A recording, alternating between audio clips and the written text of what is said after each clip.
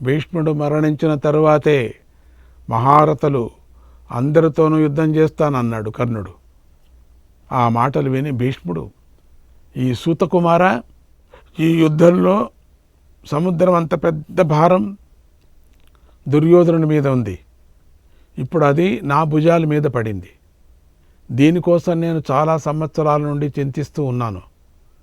మనస్సుకు బాధ, శరీరానికి గుగురుపాటు కలిగించే సమయం ఇప్పుడు వచ్చింది. నేను అనుకున్నా, ఎప్పటి నుంచో అనుకున్నా, ఈ దుర్మార్గుడి నుంచి అనుకున్నాను. ఎప్పుడో పారి యుద్ధం వస్తుంది అనుకున్నా, ఇప్పుడు వచ్చేసింది. ఈ సమయంలో నేను భేదాన్ని కలిగించకూడదు. అందుకే నువ్వు బ్రతికిపోయావు. లేకపోతే నేను వృద్ధుడినైనా కూడా వెనుక ముందు ఆలోచించేవాడినే కాదు, నీకు తగిన విధంగా బుద్ధి చెప్పేవాడిని. మూర్ఖుడివైన నీకు యుద్ధ విషయంలో శ్రద్ధను త్రుంచేసేవాడిని. జీవితంపై గల ఆసక్తిని ఒకేసారి ఖండించేవాడిని కూడా.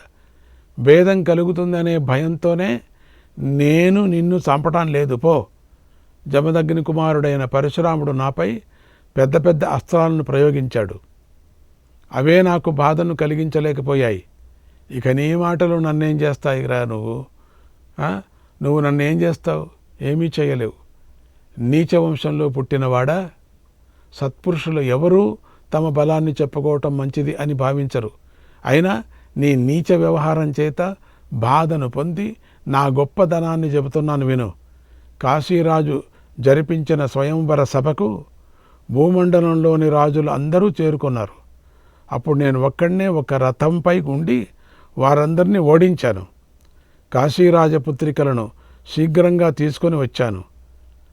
ఇటువంటి వారు, ఇంతకంటే గొప్పవారు అయిన రాజులను, వేల మందిని, వారి సైన్యాలు నేనొక్కడనే యుద్ధంలో ఓడించాను. నువ్వు రూపం ధరించిన శత్రువు. నీ మూలంగా కురువంశానికి గొప్ప అన్యాయం జరగబోతుంది. నువ్విప్పుడు కురువంశ రక్షణకు నడు బిగించు, సిద్ధపడు, నీ మగతనాన్ని చూపించు. ఓరి దుర్బుద్ధి, నువ్వెప్పుడు పోటీ పడే అర్జునుడితోనే యుద్ధం చెయ్యి. ఈ యుద్ధంలో తల త్రిప్పటానికి కూడా నీకు సమయం దొరకదు. బాణాలు వేగంగా పడుతూనే ఉంటాయి. అటువంటి ఈ యుద్ధం నుండి నువ్వు ఎలా తప్పుకుంటావో నేను చూస్తానన్నాడు. ఆ మాటలు విని దుర్యోధనుడు భీష్ముడితో ఇలా అన్నాడు, ఓ పితామహ, తమరు నన్ను చూడండి, నా మాట వినండి. మీరు ఏకాగ్ర చిత్తులై నాకు పరమ శుభాన్ని కలిగించే విషయాన్ని చెప్పండి. మీరు, కర్ణుడు ఇద్దరూ నాకు కావలసిన వారే. మీరు నా గొప్ప కార్యాన్ని సాధించి పెట్టండి. ఇప్పుడు నేను మళ్ళీ శత్రుపక్షంలో ఉండే రథికుల, అతిరథికుల గురించి వినాలని కోరుకుంటున్నాను. శత్రువుల బలాన్ని, బలహీనతలను వినాలని నాకు కోరికగా ఉంది. రాత్రి గడిచి తెల్లవారగానే రేపు ప్రాతకాలంలో యుద్ధం ప్రారంభమైపోతుంది. అందుచేత వారి బలం, వారి బలహీనతల గురించి చెప్పండి అన్నాడు దుర్యోధనుడు. మీరిద్దరూ కొట్టుకోవకండి చాలు. మీరిద్దరూ నాకు కావాలా? మీరిద్దరూ ఒకటే నాకు.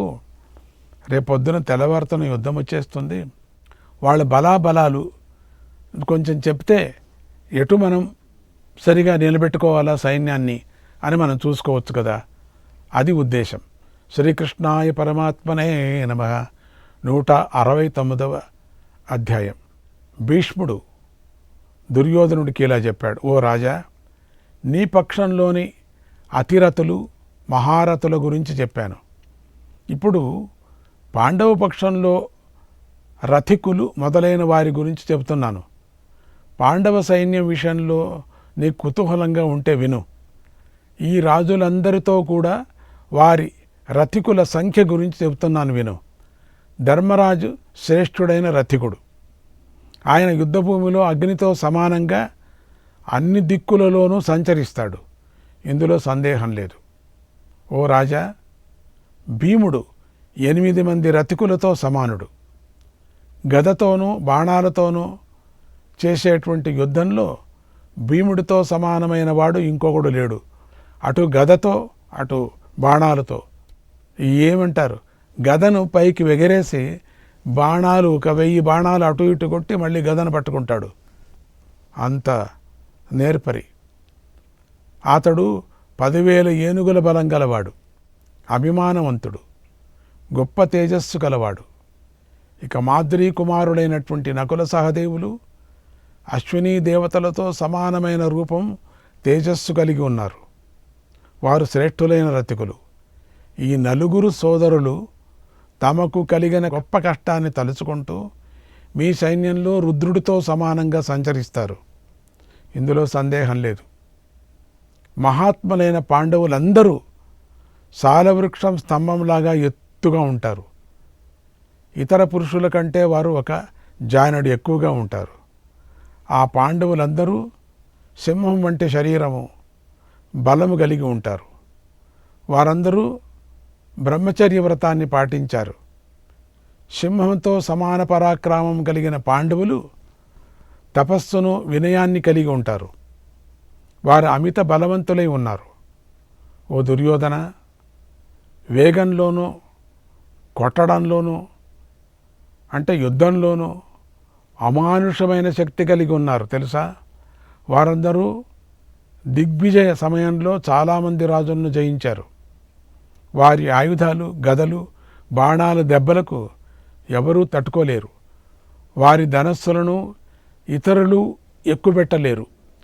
యుద్ధంలో వారి గదలను ఇతరులు ఎత్తలేరు. వారి బాణాలను ఇతరులు ఉపయోగించలేరు. బాల్యంలో వేగంగా పరుగులు పెట్టడం, లక్ష్యాన్ని ఛేదించడం, తినటం, త్రాగటం, ధూళిలో ఆడుకోవటం మొదలైన వాటి విషయాల్లో కూడా వారు మిమ్మల్ని ఓడించారు. ఈ సైన్యాన్ని పొంది వారు ఎంతో బలవంతులయ్యారు. యుద్ధంలో వారు మీ సైన్యాన్ని ధ్వంసం చేస్తారు. రణరంగంలో వారితో నీకు ముఖాముఖ యుద్ధం కలగకూడదని నేను కోరుకుంటున్నాను. వారి ఒక్కొక్కరు యుద్ధంలో రాజులందరినీ చంపేస్తారు. రాజసూయ యాగంలో జరిగిందంతా నువ్వు నీ కళ్ళతోనే చూశావు కదా. జూదం ఆడినప్పుడు ద్రౌపదికి కలిగిన గొప్ప కష్టాన్ని వారు గుర్తుంచుకున్నారు. మీరు మాట్లాడిన పరుష వాక్కులు కూడా వారు గుర్తుంచుకున్నారు. వాటితో వారు ఆ రణరంగంలో రుద్రుడిలాగా సంచరిస్తారు. లోకితాక్షో గుణాకేశః నారాయణ సహాయవాన్ ఉభయోగో సేనయో వీరః రథో నాస్తి తాదృశః. ఎర్రటి కళ్ళు కలిగి నిద్రను జయించిన అర్జునుడికి స్నేహితుడిగా నారాయణుడున్నాడు. ఈ కౌరవ పాండవుల సైన్యాలు రెండిటిలోనూ అర్జునుడితో సమానమైన రతికులు మరొకడు లేడు. దేవతలు, అసురులు, నాగులు, రాక్షసులతో కూడా అర్జునుడితో సమానమైన వాడు లేడు. ఇక మనుషుల్లో ఎలా ఉంటాడు? భూత భవిష్యత్ కాలాల్లో కూడా ఇలాంటి వాడిని గురించి నేను వినలేదు, వినను. ఓ మహారాజా, బుద్ధిమంతుడైన అర్జునుడి రథం సిద్ధం చేయబడి ఉంది. భగవంతుడైన శ్రీకృష్ణుడు అతనికి సారథిగా ఉన్నాడు. యుద్ధకుశలుడైన అర్జునుడు రథికుడు. అతడి గాంధీవ ధనస్సు దివ్యమైనది. అతడి గుర్రాలు వాయువేగం కలవి. అతడికి ఛేదించరాని దివ్య కవచం ఉంది. అతడికి అక్షయమైనటువంటి బాణాలతో 2 అమ్ముల పదులు ఉన్నాయి. మహేంద్రం, రౌద్రం, కౌబేరం, యామ్యం, వారుణం అనే అస్త్రాలు అతడి రథంలో ఉన్నాయి. భయంకరంగా కనిపించే గద కూడా ఉంది. శ్రేష్టమైన వజ్రాది ఆయుధాలు అతడి రథంలో ఉన్నాయి. అర్జునుడు హిరణ్యపురంలో నివసించే దానవులను 1000 మందిని ఒక్క రథ సాయంతోనే ఒంటరిగా సంహరించాడు. ఇక అలాంటి అర్జునుడితో సమానమైన రథికుడు ఎవడు ఉంటాడు? ఎవరు ఉండరు కదా. బలవంతుడు, సత్యపరాక్రముడైనటువంటి ఆ అర్జునుడు తన సైన్యాన్ని రక్షించుకుంటూ ఉంటాడు. నీ సైన్యాన్ని కోపంతో సంహరిస్తాడు. నేను ద్రోణాచార్యుడు మాత్రమే యుద్ధం చేసే అర్జునుడిని ఎదిరించగలం. ఇంకా 3వ వాడు ఎవడో అర్జునుడిని ఎదిరించలేడు. ఈ 2 సేనలతోనూ 3వ వాడే లేడు.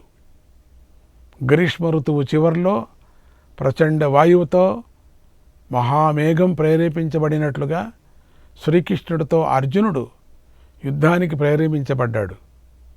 యుద్ధానికి సిద్ధమయ్యాడు. అర్జునుడికి అస్త్రాలు తెలుసు. యువకుడు, కానీ నీ పక్షంలో మేమిద్దరము వృద్ధులమై ఉన్నాం అన్నాడు. ఆ మాటలు విని రాజులు పూర్వం పాండవులు ప్రదర్శించిన బలపరాక్రమాలను గుర్తుకు తెచ్చుకున్నారు.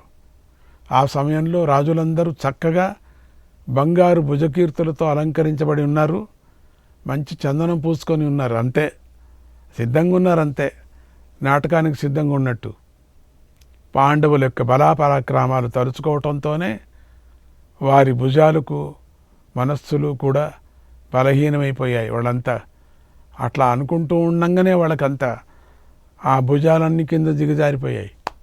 కవచాలంతా కింద పడిపోతున్నాయి. మరి చెమట్లు పుట్టేస్తున్నాయి ఒకరికొకరికి. పరిగెత్తిపోతున్నారు. ఎక్కడికి? అక్కడికి. అంటే ఇక్కడ ఎందుకులే, అక్కడికి పడదామని పరిగెత్తారు. వారిని పెరికితనం ఆవాహించింది. వారికి భయం పుట్టింది. శరీరం అంతా చెమటలు పట్టాయి. ఆ చెమటలతో వారు అలంకారం చేసుకున్న గంధమంతా పోయింది. గంధం పోయి ఇంకేమో వచ్చింది. శ్రీకృష్ణాయ పరమాత్మనే నమః కేవలం వింటూ ఉండంగానే, ఎందుకయ్యా భీష్ముడితో తెప్పించావు ఈ పని?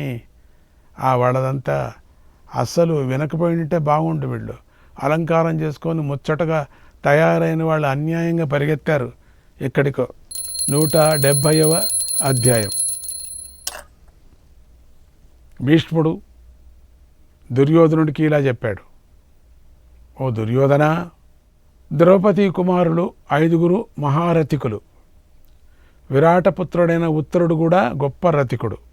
మహాబాహువైన అభిమన్యుడు రథయూథ నాయకులకు యూథపతి అయి ఉన్నాడు. అతడు శత్రునాశనం చేసే వీరుడు. యుద్ధంలో అతడు అర్జునుడితోనూ శ్రీకృష్ణుడితోనూ సమానుడై ఉన్నాడు. ఆ అభిమన్యుడు అస్త్రవిద్యలో శాస్త్రీయ పద్ధతిలో శిక్షణ పొందాడు. అతడికి యుద్ధానికి చెందిన విచిత్రమైన కళలు తెలుసు. దృఢదీక్ష గల మనస్సు గలవాడు. అతడు తన తండ్రి పొందిన కష్టాలను గుర్తు చేసుకొని యుద్ధంలో విజృంభిస్తాడు. మధువంశంలో పుట్టిన సాత్వికి గొప్పవాడు. అతడు రథయూథ నాయకులకు యూథపతి అయి ఉన్నాడు. వృష్టివంశ వీరుల్లో ఆ సాత్వికి గొప్ప శౌర్యం గలవాడు. అతడికి భయం అనేదే తెలీదు. తర్వాత వారి పక్షంలో ఉత్తమౌజుడు గొప్ప రథికుడు. యుధామన్యుడు కూడా గొప్ప రథికుడు. అతడికి చాలా వేల రథాలు, ఏనుగులు, గుర్రాలు ఉన్నాయి. అతడు ధర్మరాజుకు సంతోషం కలిగించాలనే కోరికతో ఉన్నాడు. తన ప్రాణాలను విడిచిపెట్టైనా యుద్ధం చేయటానికి సిద్ధంగా ఉన్నాడు. ఓ రాజా, వారు పాండవులతో కలిసి మీ సైన్యంపైకి దూకటానికి ఒకరినొకరు పిలుచుకుంటూ అగ్ని వాయువులాగా సంచరిస్తూ ఉంటారు. వృద్ధరాజులైన విరాటుడు, ద్రుపదుడు యుద్ధంలో అజేయులు, నరశ్రేష్ఠులు, మహాపరాక్రమవంతులు. ఆ 2 కూడా మహారథులు. వయస్సు దృష్టిలో వారు ముసలివారైనా క్షత్రియుల ధర్మాన్ని ఆశ్రయించున్నారు. వీరుల బాటలో ఉండి తమ శక్తి కొద్దీ యుద్ధం చేస్తారు. ఓ రాజా, వీరిద్దరూ వీర్యము, బలం కలిగి ఉన్నారు. శ్రేష్టమైన వంశంలో పుట్టినవారు.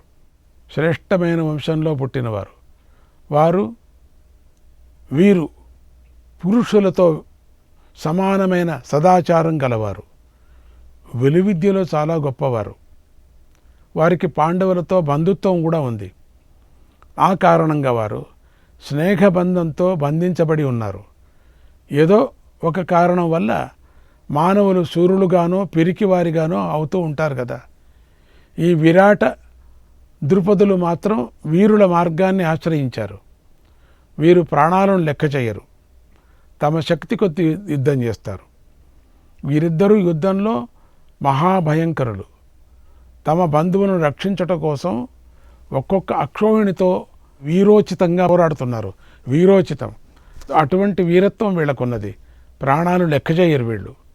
వీరు జగత్తులో సుప్రసిద్ధమైన వీరులు. వీళ్ళు తమ పట్ల విశ్వాసాన్ని, గౌరవాన్ని రక్షించుకుంటూ ఉంటారు. అటువంటి విశ్వాసాన్ని పొందారు. ప్రాణాలకు తెగించి గొప్ప గొప్ప యుద్ధాన్ని చేస్తారు అన్నాడు భీష్మ పితామహుడు. శ్రీకృష్ణాయ పరమాత్మనే నమః. 171వ అధ్యాయం. భీష్ముడు దుర్యోధనుడికి ఇలా చెప్పాడు, ఓ దుర్యోధన, పాంచాల రాజైన ద్రుపదుడి కుమారుడు శిఖండి. అతడు శత్రువులను శత్రు నగరాలను జయిస్తాడు. ధర్మరాజు సేనలో శిఖండి ఒక ప్రముఖ రథికుడు. అతడు మీ సేనలో ప్రవేశించి తన పూర్వపు అపకీర్తిని పోగొట్టుకుంటాడు, మంచి పేరును విస్తరింపజేసుకుంటాడు, గొప్ప ఉత్సాహంతో యుద్ధం చేస్తాడు. అతడి వెంట ఎంతోమంది పాంచాల సైన్యం ఉంది, ప్రభద్ర సైన్యం ఉంది. అందులోని రథికుల సహాయంతో అతడు గొప్ప యుద్ధం చేస్తాడు. తర్వాత పాండవ సైన్యానికి అంతటికీ దృష్టద్యుమ్నుడు అధిపతి. అతడు ద్రోణాచార్యుడికి శిష్యుడు. నా అభిప్రాయంలో దృష్టద్యుమ్నుడు అతిరథుడు. పినాక ధనస్సును ధరించిన రుద్రుడు ప్రళయకాలంలో కోపించి ప్రజాసంహారం చేసినట్లుగా అతడు యుద్ధభూమిలో శత్రువులు అందరినీ సంహరిస్తాడు. అతని దగ్గర దేవసేనతో సమానమైన విశాలమైన రథిక సేన ఉంది. ఆ సేన ఉన్నందువల్ల సైనికులు రణంలో అతని సేనను సముద్రం వంటిది అని చెబుతారు. ఓ రాజా, దృష్టద్యుమ్నుడి కుమారుడు క్షత్రధర్ముడు. నా అభిప్రాయంలో అతడు అర్ధరథుడు. ఎందుకంటే బాల్యావస్థలో ఉన్నందువల్ల అతడు అస్త్ర విద్యలు ఎక్కువగా నేర్చుకోలేదు. శిశుపాలుడి కుమారుడు దృష్టకేతువు. అతడు చేదీ దేశానికి రాజు, గొప్ప వీరుడు, విలువిద్యలో గొప్పవాడు, ధర్మరాజుకు బంధు అవుతాడు. అతడు మహారథుడు. ఈ చేదీ రాజు తన పుత్రులతో వచ్చి మహారథికులు చూపించే పరాక్రమాన్ని చూపిస్తాడు. తర్వాత క్షత్రదేవుడు క్షత్రియ ధర్మాన్ని ఆచరిస్తాడు. అతడు కూడా పాండవ సైన్యంలో శ్రేష్ఠ రథికుడై ఉన్నాడు. జయంతుడు, అమితౌజుడు, మహారథుడైన సత్యజిత్తు, వీరందరూ పాంచాలులో శ్రేష్ఠులు, మహారథులు. వీరందరూ కోపంతో వేణుగుల్లాగా యుద్ధభూమిలో యుద్ధం చేస్తారు. ఈ దుర్యోధనుడికి ఏంటి చెడ్డ బుద్ధి అంటే, దీంట్లో రథికుడు ఎవరు కనుక్కోవటానికి ఈ పని చేశాడు. కానీ మొదట రథికుల్ని సంహారం చేయటానికి ఏ ఉపాయాలు పొందాడో ఇవన్నీ అందుకని తెలుసుకుంటున్నాడు, లేకపోతే తెలుసుకోడు. అక్కర్లేదు వీడికి. ఎవరెవరు ఎక్కడెక్కడ ఎట్లెట్లా ఉన్నారు, వాళ్ళ శక్తి ఏమిటి, వాళ్ళకు సరిగా నిలబెట్టడానికి చూస్తున్నాడు. అజుడు, భోజుడు మహారథికులు.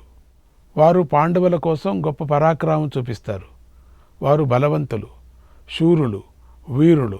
తమ సంపూర్ణ శక్తితో యుద్ధం చేస్తారు. కేకేయ రాజకుమారులు దృఢమైన పరాక్రమం కలవారు. వారు వేగంగా అస్త్రాలు ప్రయోగిస్తారు, విచిత్రంగా యుద్ధం చేస్తారు. ఆ 5 రాకుమారులు గొప్ప రథికులు. వారి జెండాలు ఎర్రగా ఉంటాయి. సుకుమారుడు, కౌశికుడు, నీలుడు, సూర్యదత్తుడు, శంకుడు, మదిరాశ్వుడు మొదలైన వారు రథికులు. మహారథికులు వేరే, రథికులు వేరే, అర్ధరథికులు వేరే. వీరందరికీ అస్త్రాలు తెలుసు, గొప్ప మనస్సు కలవారు. తర్వాత వార్ధక్షేమి అనే వీరుడు మహారథికుడు. చిత్రాయుధరాజు శ్రేష్టమైన రథికుడు. అతడు యుద్ధభూమిలో శోభిస్తాడు. అర్జునుడు అంటే అతడికి ఎంతో భక్తి. తర్వాత చేకితానుడు, సత్యధృతి అనే వీరులు పాండవ సైన్యంలో మహారథికులు. నేను వీరిని శ్రేష్ఠ రథికులని భావిస్తాను. ఓ మహారాజా, వ్యాఘ్రదత్తుడు, చంద్రసేనుడు అనేటువంటి 2 రాజులు పాండవ సైన్యంలో శ్రేష్టమైన రథికులుగా ఉన్నారు. ఇందులో సంశయం లేదు. సేనాబిందు రాజుకి రెండో పేరు క్రోధహంత. అతడు శ్రీకృష్ణుడితోనూ భీమసేనుడితోనూ సమానమైన వీరుడై ఉన్నాడు. అతడు రణరంగంలో విజృంభించి నీ సైన్యంతో యుద్ధం చేస్తాడు. శ్రీకృష్ణాయ పరమాత్మనే నమః.